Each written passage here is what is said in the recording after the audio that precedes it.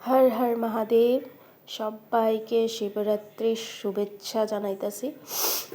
তো আমার দিনটা শুরু হয়েছে আজকে মন্দিরে গিয়া। তো আমি স্নান করে ঘরের পূজা দিয়া তো আমি মন্দিরে গেছি। মন্দিরে গিয়ে অল্প পূজা করে নিছি ভোলেনাথের। দেখো কি সুন্দর মন্দিরটারে সাজাইছে। সকালে সবাই মানে পূজা করে গেছে, তো বেল পাতা উলতা সব কিছুই ছিল। তো আমি একটু সাইড করে আমি অল্প জল ঢেলে নিছি ভোলেনাথরে। তো কি সুন্দর করে মা পার্বতীর লগে তোমার ধাগা বাইন্দা দিছে ভোলেনাথের দিয়ে কার্তিক গণেশ সবাই ছিল, নন্দী মহারাজ। তো আমি অল্প পূজা করে নিছি।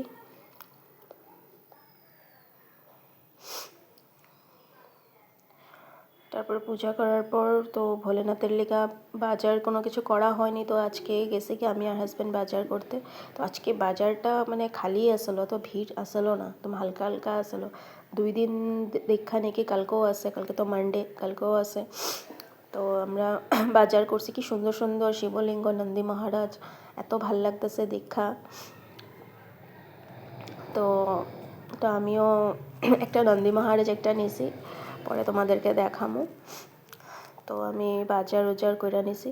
যে আবার আমাদের সাইডে, মন্দিরের সাইডে ওখানেও বাজার নিয়ে বইছে গ্রামের মানুষরা। তো আমি ফল উল কিছু নিয়ে আনিছি। তো ওই যে আমার বাজারের জিনিসগুলো তোমরা দেখাইছি, কিছু ফটো ক্লিক করছিলাম, তো এগুলা দেখো।